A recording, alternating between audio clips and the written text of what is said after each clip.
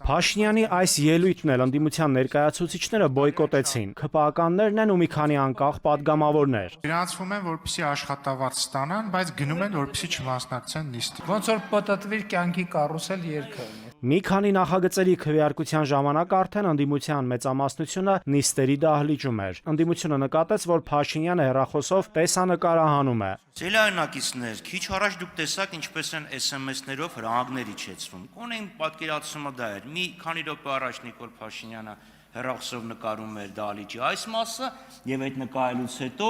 Վահագն Ալեքսանյանի մոտ հարց ծագեց մեր խմբակցության քվեարկությունների Շնորհակալություն։ Փաշինյանը պատրաստակամություն հայտնեց ցույց տալ իր հաղորդագրությունները։ Ես ուրիշի գրագրությունը չեմ նայում, շնորհակալություն։ Ընդդիմությունը չկա, բայց այսօր եկել են քվեարկություններին մասնակցեն, որ պարգևավճարից չզրկվեն։ Նիստերի դահլիճից դուրս արդեն լրագրողներն ընդդիմության ներկայացուցչից են փորձում տեղեկանալ, որն է պատճառը օրինակ կառավարության հետ հարց ու պատասխանին չմասնակցելու Նիկոլ Փաշինյանի ներկայության դեպքում նիստերի դահլիճը լքելը։ Դու մի խոսք ես ասում, ինքը այդ խոսքի 3 անգամ ավել ժամանակ ունի պատասխանելու, դրան էլ չի պատասխանում, ուրիշ բան է պատասխանում։ Գոնե դրան պատասխանի կասես ջայնամը գյոռ է։ Մեզ պետքա վիրահատական ճանապարհներով լուծել այդ թվում արդարադատության հարցը։ Հերիքա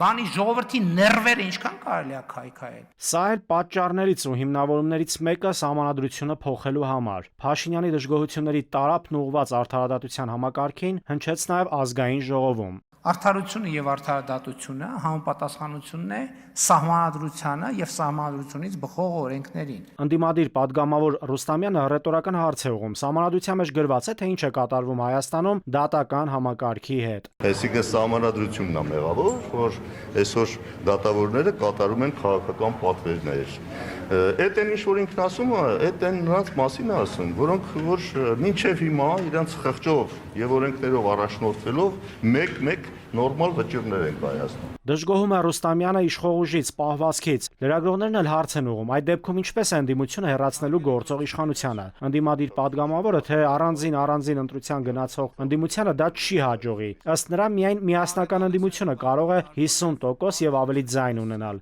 Իսկ եթե գործող իշխանությանը կրկին հաջողվի իշխող ուժ լինել խորհրդարանական ընտրությունների արդյունքում, մենք կունենանք ոչ թե խորհրդարանական ընտրությունների արդյունքում ձևավորված ազգային ժողով, այլ միլի մեջլիս։ Դրանից հետո Հայաստան խմբակցության անդամներն ասում են՝ կորոշեն աշխատել այդտեղ, թե ոչ։ Նաիրի Մուրադյան, ժամը լրատվական։